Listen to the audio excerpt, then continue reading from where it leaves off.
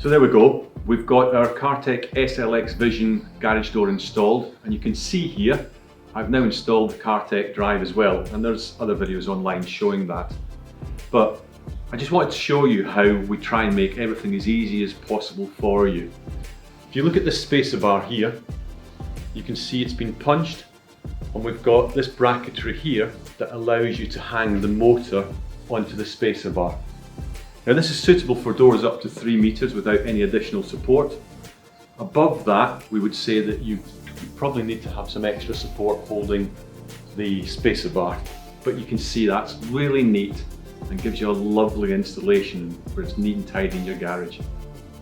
All good from CarTeck.